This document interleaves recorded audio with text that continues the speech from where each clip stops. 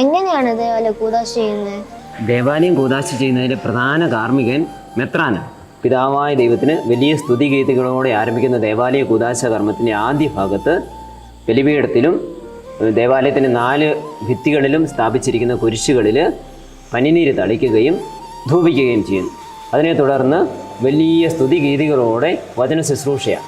വചന ശുശ്രൂഷയ്ക്ക് ശേഷം സമൂഹം മുഴുവൻ എഴുന്നേറ്റ് നിന്ന് വലിയ ഉച്ചത്തിൽ വിശ്വാസ പ്രമാണം ചൊല്ലും. വിശ്വാസ പ്രമാണത്തിന് ശേഷം ദേവാലയ കൂദാശയുടെ പ്രധാന ഭാഗങ്ങളിലേക്ക് കടക്കുകയാണ്. ആ പ്രധാന ഭാഗങ്ങളുടെ ഏറ്റവും ആദ്യം നടക്കുന്നത് ദേവാലയം കൂദാശ ചെയ്യാനുള്ള തൈലത്തിൻ്റെ വെഞ്ചരിപ്പം നടക്കുന്നത്. ആ വെഞ്ചരിച്ച തൈലം മെത്രാൻ ഇടത് കൈയിൽ പിടിച്ച് വലത് കൈയിലെ 3 വിരലുകൾ കൊണ്ട് ആ തൈലത്തിൽ മുക്കി ബലിപീഠത്തിൽ കുരിശാകൃതി വരച്ചുകൊണ്ട് ബലിപീഠവും ദേവാലയവും കൂദാശ ചെയ്യുന്നു.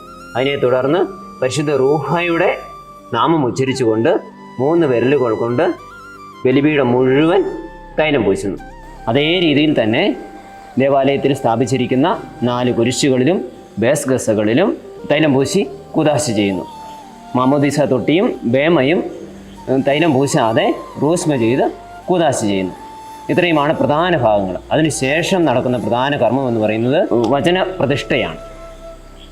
അതിനുവേണ്ടി വികാരിയച്ഛൻ പ്രധാന വാതിലിലൂടെ വിശുദ്ധ ബൈബിളുമായിട്ട് ദേവാലയത്തിനുള്ളിലേക്ക് വരികയും ബലിപീഠത്തിൽ വെച്ച് മെത്രാന് ആ ബൈബിൾ സ്വീകരിച്ചിട്ട് ബലിപീഠം വലം വെച്ച് ബേമയിൽ പ്രത്യേകമായി തയ്യാറാക്കിയിരിക്കുന്ന പീഠത്തിൽ ആ ബൈബിൾ പ്രതിഷ്ഠിക്കുകയും ചെയ്യും.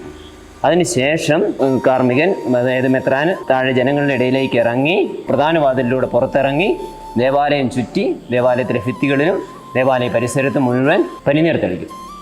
അതാണ് പിന്നെ ദേവാലയ കൂദാശ കർമ്മത്തിലെ പ്രധാന കർമ്മങ്ങൾ. വലിയ ദൈവാനുഗ്രഹത്തിൻ്റെ നിമിഷങ്ങളാണ് ദേവാലയത്തിൻ്റെ കൂദാശ കർമ്മം എന്ന് പറയുന്നത്. ഓഗസ്റ്റ് 1-ാം തീയതി നമ്മുടെ പതുവയിലെ സെൻറ് ആൻ്റണീസ് ദേവാലയത്തിന് കൂദാശ കർമ്മം നടക്കുക.